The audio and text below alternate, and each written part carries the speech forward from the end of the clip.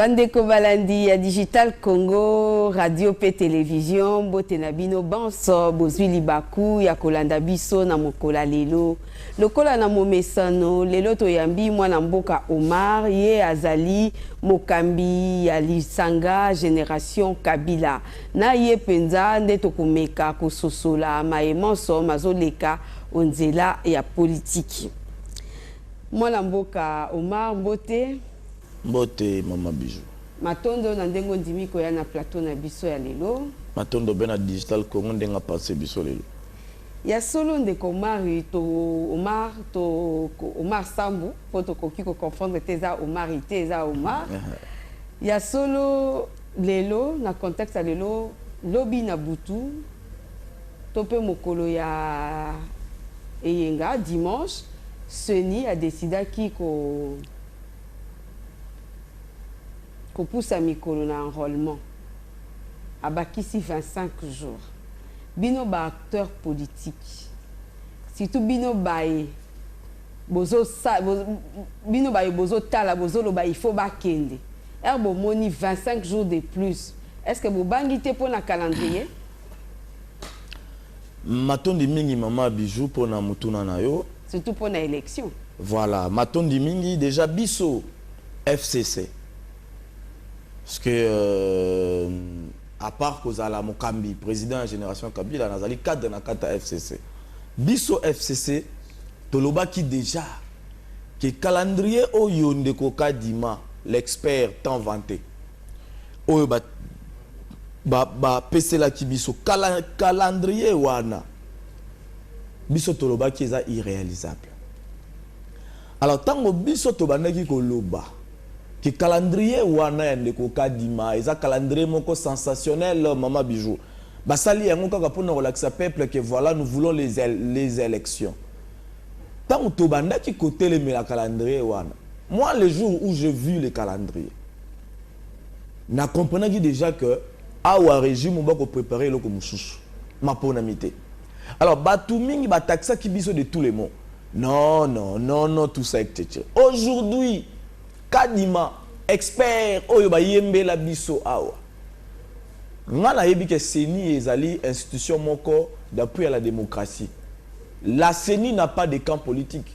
Mais ça m'étonne de voir qu'un camp politique moko boye, côté Andeko Chilombo, bako bete la Seni maboko, baza sima Seni. En principe, et c'est là qui va camp politique ni on se base à la cima Seni parce que Seni est une institution d'appui à la démocratie.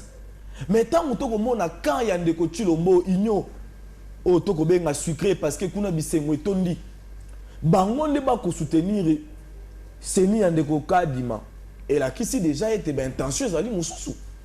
Alors ce qui est là ndeko kadima senga bakisa 25 jours. Mais pour nous on n'est pas surpris. Parce que biso toyebaki déjà que c'est irréalisable le calendrier naye, que c'était sensationnel, c'était pour voiler la population. Et vous ba irréalisable ndeko lobanini que élection que salamate na date convenue? Non, na ndenge oyo ndeko kadima salela ki makambo. Répartition, ndenga salela ki makambo. Ba dès les périodes nyo surtout ndenga bongisa ki yango. Na kotala calendrier na biso toyebi non. Oyo ezali ko sala auto ko benga fula donc ko sala fula mais yo moko yebi ke okokoka ko sala yango te mais biso to lobi boye na ko rappeler la bana ya mboka ba kongoma ni nyonso que le FCC a besoin des élections dans un délai constitutionnel tant on a le kara netando ikena yo awa na lobaka que régime oyo ko préparer glissement régime est préparé pour ça la maponamité en 2023. Bah bien comme on glissement ça moi report il y a date. Non mais est-ce que yebi maman bijou? Parce que moi bah Léa non il y a technique. Maman bijou ndeko kadima esengela ki na aye batanga ko préparer ba makambu na ye. Parce que déjà dépassé ne fils que 1 heure. Ngonga moko kaka, ils a déjà glissement. Parce que pour la biso mandat de Gochilo Bofosila en 2023 na décembre awa. Yasol. Ngana lobaki yango awa kendeko kadima, il est conscient que calendrier na ko kayango te na temps auto zanango. ndeko Kadima lokola za soutenu na régime en place lokola yi soutenu na camp politique ya monsieur Tshilombo oyo toko benga union secret bato bako lia mbongo nde yango moni abakisi 25 jours mais yebisanga enrôlement processus wana ebandi na 10 provinces non déjà on a ajouté 25 jours et pour les provinces qui restent on va ajouter encore combien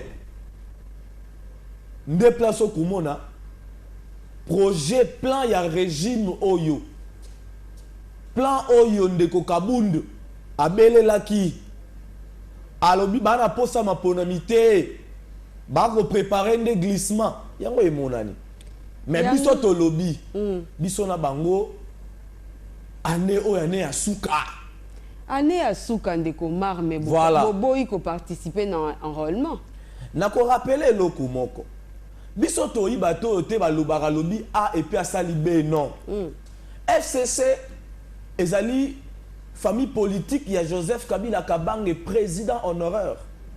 N'a rappelé que Joseph Kabila Kabange a eu moto à respecter la parole. Il respecte les paroles. Quand il dit A, il fait A. Quand il dit B, il fait B. Il ne change pas, il n'est pas versatile. Alors, le col abisso Toloba qui a confiance, t'es à bureau et à Ndeko Kadima. Mais maman bijou, boni biso bato to telemeli bureau à Ndeko Kadima. Oh, to comme la transparence, t'es na bureau wana. Bureau où ils ont soutenu la union sacrée. Bisoton di Marokende ko s'enrôler pendant que quand bureau wana ne ko mener ba opération nyoso. Bisoto lobité. Le ko la bisoto za na confiance te ya seni où ils ont piloté na Ndeko Kadima. To kende ko s'enrôler te. Mais nous sommes pour les élections. Le ko la ko s'enrôler y devoir et y droit. Faut s'enrôler poto pona. Bisoto to lobby bolongole la biso Ndeko Kadima tokoya ko s'enrôler yango to pesi ba préalable na biso. Est-ce qu'ils ont réfléchi? Ils ont réfléchi maman pour ceux qui totali malamu ceux qui kasi gouvernement balobi to keka kana Ndeko Kadima enrôlement auto prendre en considération bino botika libanda et ko simbate nako rappeler maman bijou. On ne peut pas organiser les élections sans les FCC. Retenez bien, dans un plateau. On ne peut pas. On ne peut pas organiser les élections sans les FCC. FCC est une machine politique. FCC est une force. FCC c'est le mot d'ordre de la FCC. FCC déjà a bougisi déjà bato ebele. Oh maman. Boza so ebele te bo bangisa souste. Maman, le kabylisme c'est un état d'esprit. Kabylisme est un état d'esprit. On ne peut pas organiser les élections sans le FCC. Talakaka. FCC a pris position naïe. Allo bitoro kende ko s'enrôler te ti so qui bo répondre na ba préalable na biso. Tango ba kozela 17 millions 18 millions. 18 millions d'enrôlés bazui combien? Semaine où t'es collé kanazala ki na chiffre on so ki 400 à 7 millions. C'est même que les gars, 400 quelques mille. Na Kinshasa 400 quelques mille à Kinshasa. Alors, dans l'ensemble, 7 millions. Alors, Tala Sikoyo, 18 millions, Bozu 7 millions. Est-ce qu'il y a 25 jours et Tigali? Ndeko Kadima Kobakisa 11 millions et Tigali? Non.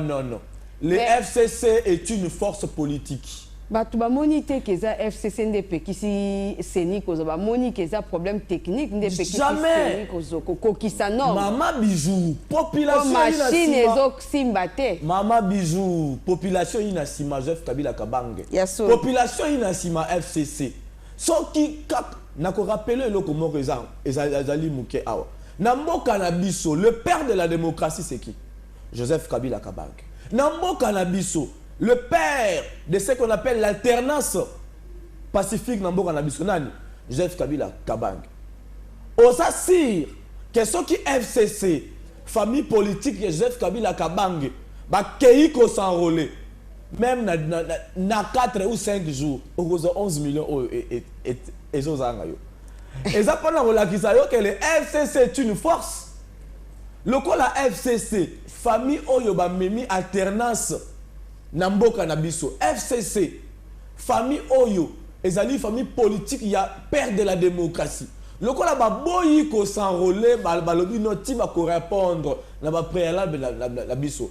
Ndeo ko mona côté ina se bongo ba ko sabino te côté ina se parce que FCCI force FCCI machine politique. Le quoi les elobi non. De comment oyebi ete carte d'électeur wana ezakaka pour la élection te. Ezo servir pe na carte d'identité na ba banque bisika nyoso to kendaka toza na besoin de carte d'identité. Siko ba oyo bazolanda mot d'ordre na bino ba kosuka api. Maman Bijou. Bon monte ke boche bango na kokoso. Maman Bijou na ko rappeler eloko na lobaki na etandoike moko na okatanga. Nazo rappeler yango. On ne peut pas aller aux élections sans les FCC Maman Bijou. Ya so. On ne peut pas. O ba ko sala wana yi sensationnel. Ba ko la peuple on ne peut pas. Na rappeler yo awa que ceux qui va répondre na ba préalable na biso. Oye biyango no. Rappelez non. 4 préalables na biso. Ya liboso. Tolobi na bango biso tolingi seni ezala inclusive. Bureau ya seni ezala composé na ba force nyonso pona ko inspirer confiance à ba parti nyonso. Tolingi te seni kaka oya kadi maisu keni kaka na IDPS na union sacrée. Non. Biso tolingi seni oye kozala soutenir na ba parti nyonso na ba force nyonso na opposition société civile. Préalable à mibale. Biso tolingi cours constitutionnel te o ezali taillé pour offrir gratuitement un second mandat dans Ndeko Tshisekedi. Faut changer configuration cours constitutionnel. Il y a mis ça tout. Loi électorale.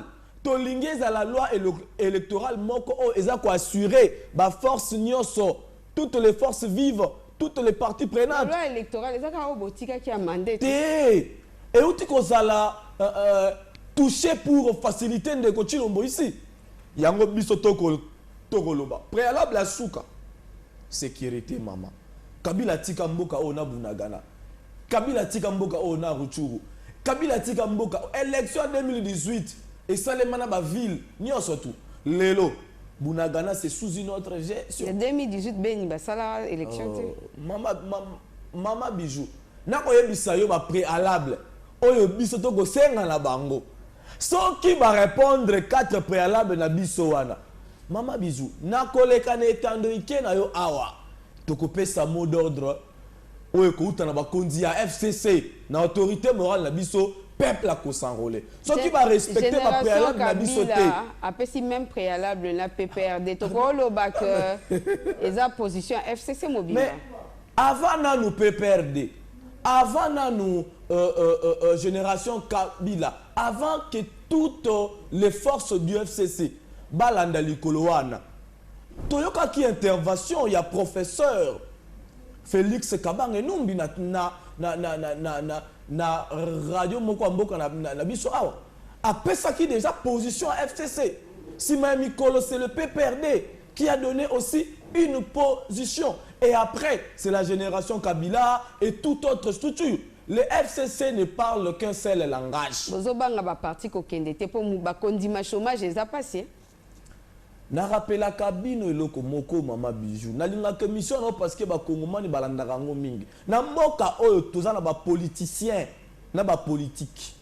Ba politicien toye ba bango na azalaki awa akei kuna atiki kuna akei. Les politiciens sont caractérisés par la transhumance, mais les politiques c'est la constance. Si et ça, les bazali ba politiciens, bazali la constance politique. Mais nous, les politiques qui sont avec Joseph Kabila Kabang dans la constance, maman, tokolanda kaka likolo ya FCC, na modo de FCC. Nampiaka. Non mais écoutez, après tout, la politique c'est un tremplin, ce n'est pas un métier. Et zali bato union sacrée de bakokransaite politique et métier. Ils allaient tremplin. Au-delà de la politique, tu as un métier na biso. Tobe tagamo alibanga mo alipa mo nguba bana balia. Alors, on va rester constant. Sauf que ina bato bazo kansa que politique et métier atangela ki yango azana yango tia ko sili sa vie na la politique, ça c'est le contraire. Donc Pierre que kolobela biso elo côté. De comment toyebi ete na 2006 UDPS aboyaki asalaki campagne aboyaki ko s'enrôler, ba boyaki ko participer na élection. tu aurais que conclure que la politique à chaise vide, effectivement, est fout à rater. Hein? Maman Bijou, politique à chaise vide, ils allaient tant boycotter l'élection. N'a pas rappelé peuple en 2006, IDPS a boycotté quelle élection? A boycotté qui n'y a son. Il y a élection. Il y a une différence entre boycotter les élections et boycotter le processus d'enrôlement. Ce qui démontre que le FCC, bon, ça la politique à chaise vide parce que biso tozali pour la élection. Mais beaucoup élection d'engeni sans être enrôlé. Toko kende élection poto ipona ma ponami. Mais pour la relaxer toko kende ma ponami. Ba longole la biso kadima ba répondre na ba préalable na biso toko zala bato liboso ya ko s'enrôler poto kende ma ponami. D'ailleurs biso kutu Maman Bijou to ina posa ma ponami parce que régime oyo ce qui t'offre bango encore 5 ans et ça le roi to ko kundande mboka oyo. Toina posa ma ponami. Mais Maman Bijou, même na balo à football, match bandaka 0-0. Comment biso to kene déjà na match pendant que arbitre azali muto équipe wana asaye déjà na bina ye na poche akolukela mo penalty. Juste de touche azali muto ya côté voilà.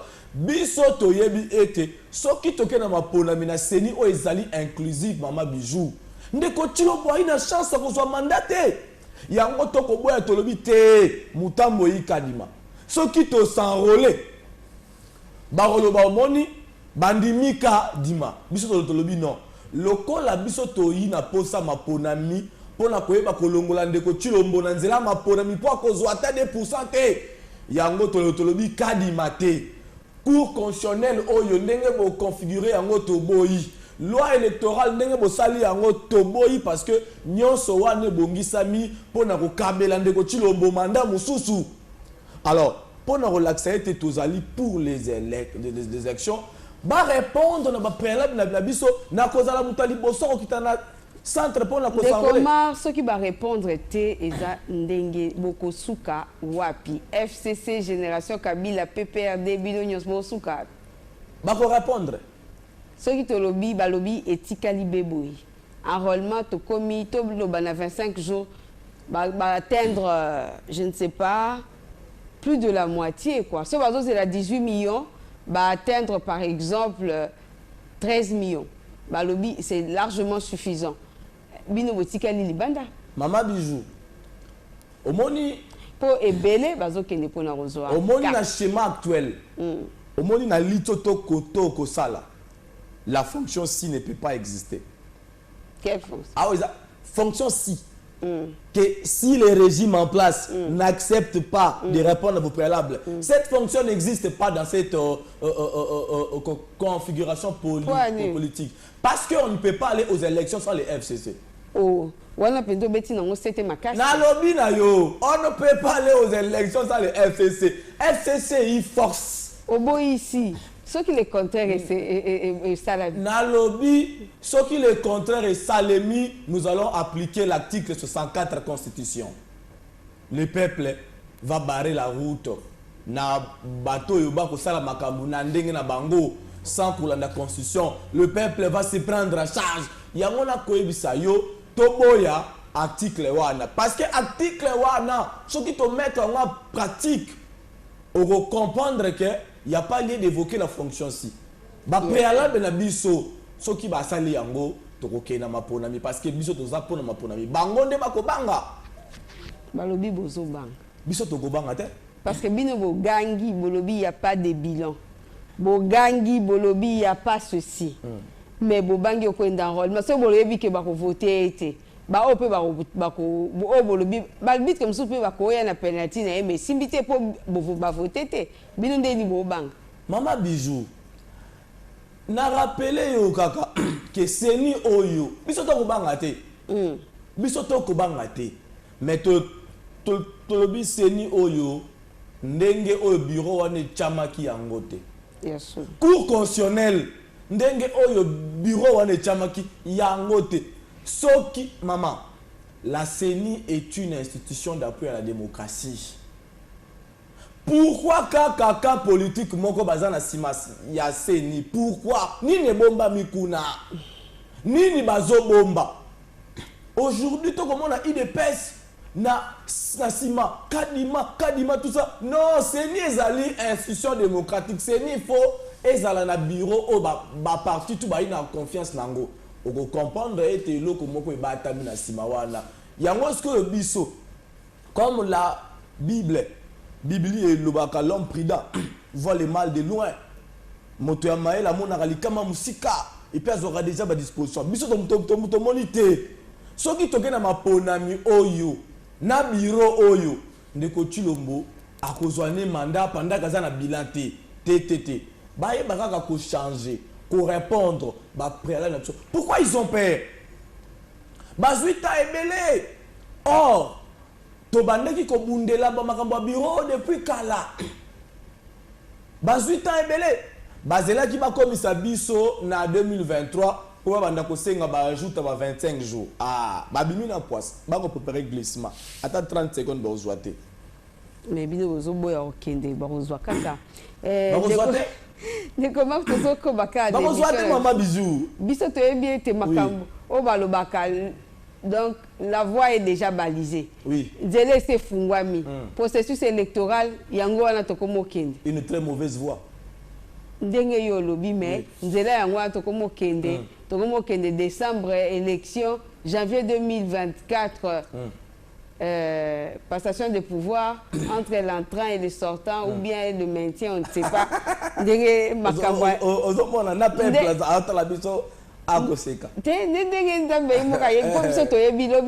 n'y aura pas de maintien.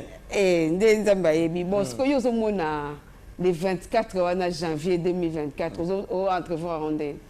en tout cas, ngai ceux qui va répondre à préalable à FCC nazomona date wana ndenge nini oyo to mona ki na 2019 hein? na 2018 na fin na entre 2019 Kabila bimi ndeko Tshisekedi akoti beauté wana to ko revoir kaka film wana ndeko Tshisekedi abimi Kabila akoti c'est-à-dire même film wana kaka yango to koloba bako batama na sima kadima bon changer bureau wana to vraiment pour la mia solo maman bijou. Donc mais ko changer bureau na kolanda yo ndeko mar bozo senga ndeko kadima longwa cour constitutionnel va changer mais bino nde mutu bozo linga glissement parce que ko changer nyoso to ane kezo tango maman bijou. Et les enrôlements bobo ikokota eba ko bandela nyo surtout ke zo tango mama bijou oyebi ke ba yebisa ki biso ke ndeko kadima yi expert et lobité ke na lobby mama bijou ba vanta ki biso expertise na ye oui ba bundisi ndeko Ronsard Malonda wa hein na pesi mbote mpanga mono na bino pe bolinga kika na bino ngai na pesi mbote panga mono ça c'est le Congo central et on a la pesi mbote panga mono bien sûr babundisi awa mais tant ba ele biso expert à sali calendrier. Moi je sais qu'il y a une discipline qu'on appelle la gestion des risques. La gestion des risques est une discipline. Lorsqu'on veut déjà prévoir une chose, on prend en compte les risques et on prévoit les moyens de sortie. Ndeko Kadima tango asala ki calendrier na ye ayeba kite que durée oya achaki et ko senga ye sous bakisa ba 25 jours mais ye aza expert tout ce temps perdu c'était un temps qu'on pouvait peut-être se mettre en place en fait ensemble pour qu'il y ait un bureau inclusif mais talandenga balekisi bisota lelo est-ce que c'est le FCC est-ce que c'est l'opposition qui a demandé 25 jours pour qu'il s'enrôle? C'est Kadima, lui-même l'expert tant vanté, qui a sollicité 25 jours. Alors, qui ont la mission de glisser? Qui ont les besoins? Banani Marina pose ça pour glisser. Est-ce que Zabiso, Dossi Toloba qui a depuis Kala? Depuis Kala, bozo tracer schéma glissement. Pour ma préalable, Nabino, ceux qui battent Tossian, ceux qui battent bon.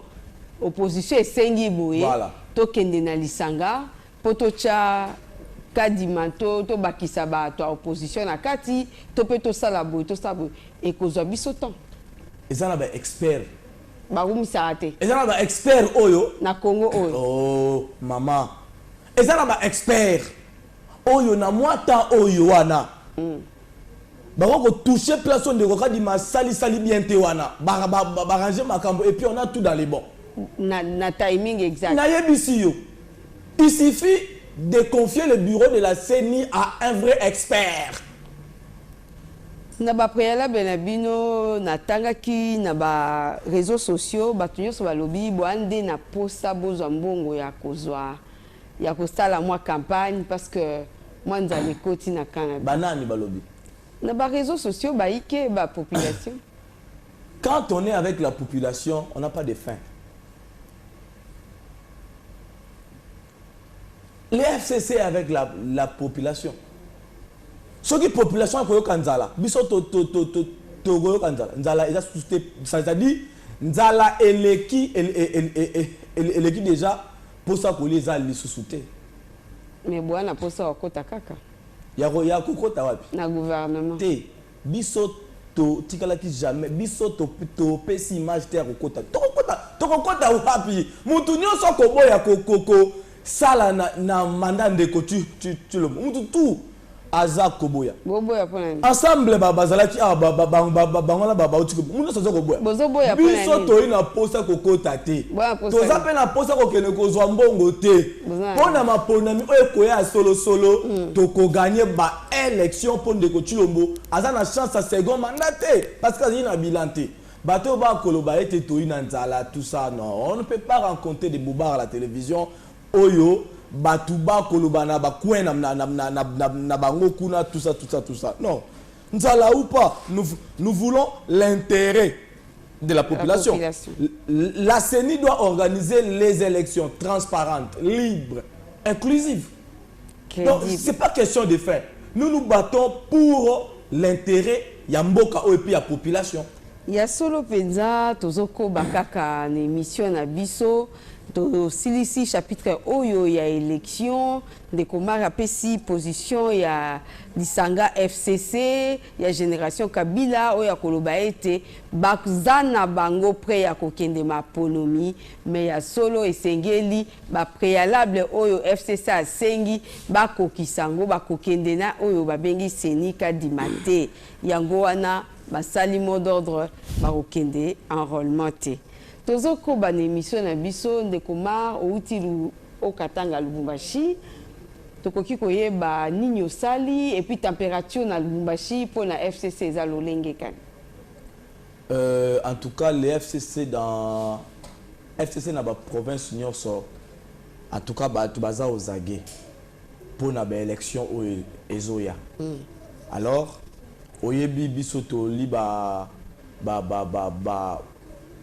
cadre na kata FCC tango famille politique na biso FCC ezui position oyo ba kondio ba ko kamba FCC ba relayer biso pe photo commissaire na ba base na biso photo commissaire ngo na ba membre na biso na ba tunyoso pour que ces mots d'ordre soient respectés. Alors au moment qui communiquait à génération Kabila na kolanda likolo FCC mot d'ordre FCC na ba préalable na biso tout ça. Alors et sengaki lokola ba vrai leader ba homme de terrain ya ko kitana ba base na biso na ba province mosusu ya ko komisa pe ba préalable wana de vive voix pour été ba tno so ba kolanda maintenant assurer que soki position enrôlement et qui na ba province mosusu wana ndeti ba okatanga etc. to ekozala les sous faible. Attends moi 7 millions et bimi ya faible parce que ba tu ba causer là-bas respecter mon ordre FCC.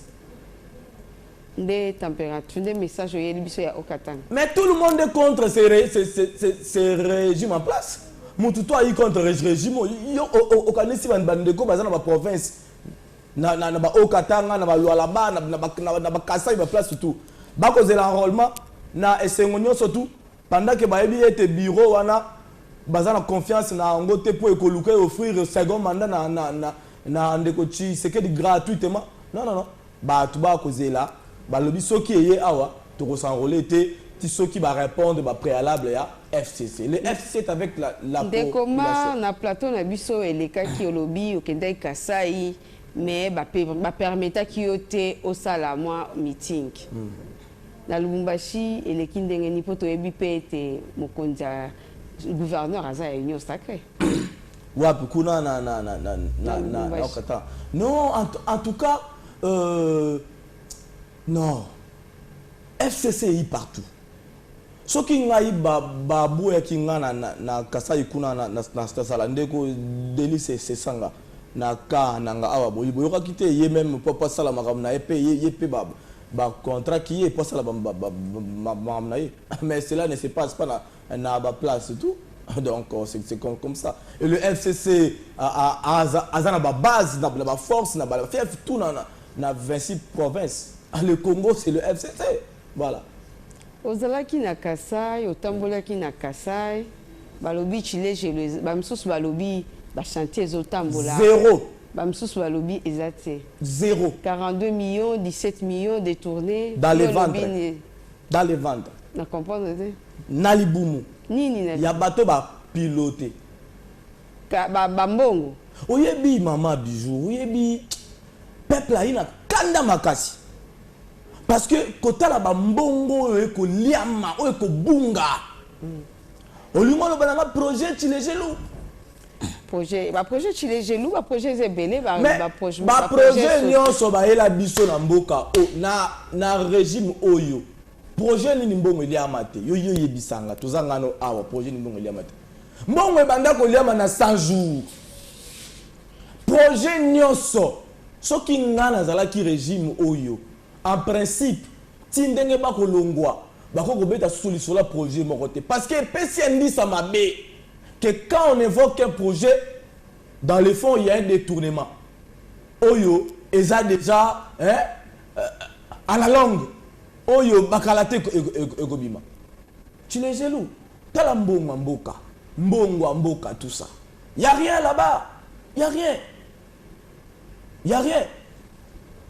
Et puis, nakoka moi, président Keiko a la surpris. Na Kasai, président comme na Kasai Boye.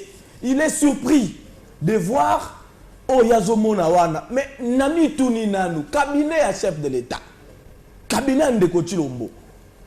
Est-ce qu'il n'y a pas une équipe chargée de faire le suivi d'un projet? Non, parce que il y a ma qualité d'expert en projet. Ce qui n'a pas la télévision, pour le Belarabilo, j'ai honte. Un projet soutenu, appuyé par le chef de l'État, mais son cabinet n'a pas mis en place un bureau chargé de faire le suivi d'un projet. Même si ces cabinets existaient. Mais le suivi, c'est un processus qui accompagne l'exécution. Le chef de l'État ne peut pas aller se faire surprendre là-bas. Et surtout lorsqu'il y a un suivi financier, l'argent déboursé, est-ce que cette somme a été utilisée tel que prévu? Les indicateurs financiers. Mais c'est grave. Comité de suivi, va sanctionner. Mais mon maman, mais Ngaï Nazali, expert en projet. Quand il y a des tournements d'un fonds alloué, d'une somme d'argent pour un projet, il faut voir l'équipe du pilotage. Okay. L'équipe qui a piloté. Parce que c'est cette même équipe qui est censée faire le suivi, qui est considéré comme un processus d'accompagnement pour mesurer ce qui a été prévu dans les projets et ce que nous sommes en train d'exécuter sur les champs. Ça, c'est un régime médiocre. Il ne faut pas comparer la gestion du FCC la gestion. T'as là, le projet n'y surtout. Peuple se retrouve à rater. 100 jours, tu les gelous et autres. Et puis un autre point, je vais citer ici. J'ai les regrets en ma qualité d'expert en projet. Comment est-ce qu'on peut mettre en place un projet tant vanté, même par les chefs de l'État, pendant qu'on n'a pas identifié les problèmes? Moi, je sais que dans les cycles de vie d'un projet, il y a d'abord le problème qui... l'étude de faisabilité. Mais oui, qui marche avec la population. 100 jours, tu les gelous, 0 trou, tu as la surtout.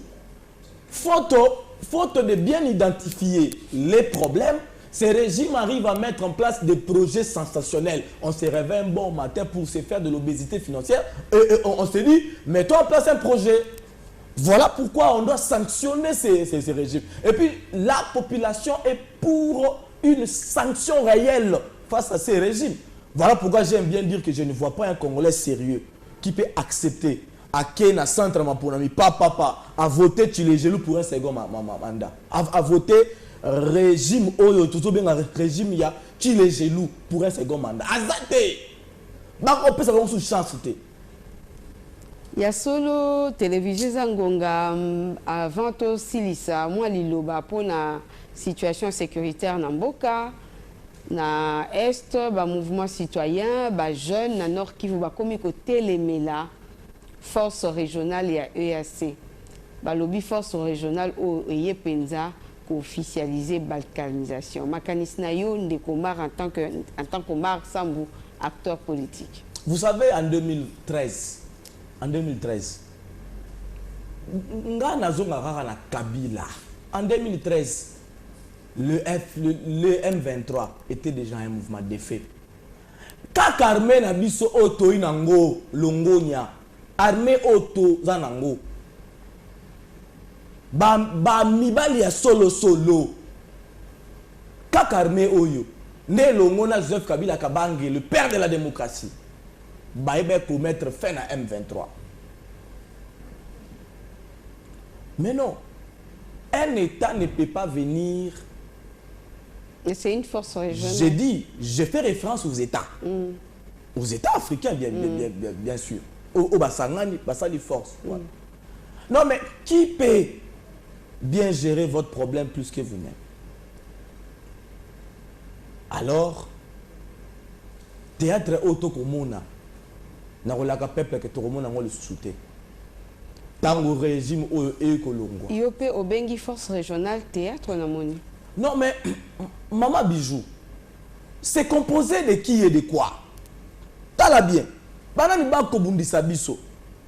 Tala na katia force wana. Non, mais na rappelé que en 2013 M23 était déjà un mouvement de fait. Armée na biso kaka. Mibali ya solo et le monde Joseph Kabila Kabange. Donc, Namboka na biso moko to koki ko se prendre en charge et mettre fin à la tuerie à l'est du pays. Olé, ya ko se confier na bat oyo bako c'est-à-dire bako luka ko sala volonté ba ennemi na biso. Pona yo esenge nini? To rompre relation na EAC? Je crois que la RDC doit aménager en interne. Photo, ça là, hein? Une bonne gestion en interne. Tout ça dans l'armée na biso. Kotia bango à l'aise. Kopé sa bango, c'est-à-dire ba arme solo. Ko préparer tout kotia bango na ba condition est bien, makambutu est bien. On va tout gérer dans notre pays. Il y a solo Tolandine de Komar, mais Tongito Yeba de Komar aza la génération Kabila. Et Kamamina yo, mais ils appellent, il y a solo ba mikolo baza, mais mingi ba jeune. Message na yo ezani na période. Et pas il y a ba jeune il y a génération Kabila topé à FCC. Mais na signaki déjà communiqué au nom de la génération Kabila. Nous restons constants. Nous sommes la génération Kabila, maman. On va aller où? La souka émission message d'ailleurs oh yo ko s'adresser na bango peut-être que ko changer peu obi que to kende ka poto zo carte ko simba te poto kenda western facile jamais message na ngai ezaka ka simple ba membre ba jeune ba papa ba tout nyonso ya génération Kabila. Nous sommes la génération Kabila et la famille politique de Joseph Kabila Kabange, c'est le FCC.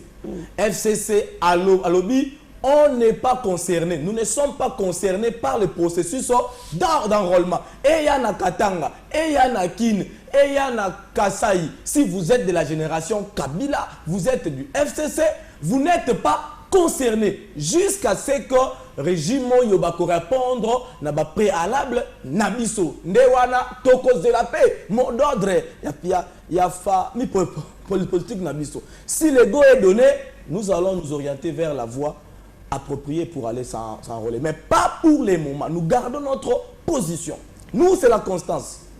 Merci Ndekomar Nandengo yaki na plateau na biso toliki ete bazolanda biso pe balandi biso na bokebi penza pe basosoli position penza ya FCC na oyo etali processus ya identification pe enrôlement oyo salama na seni na ndeko Kadima matondo na bino bonso bolandi biso na bokebi pe boboto omboka bino.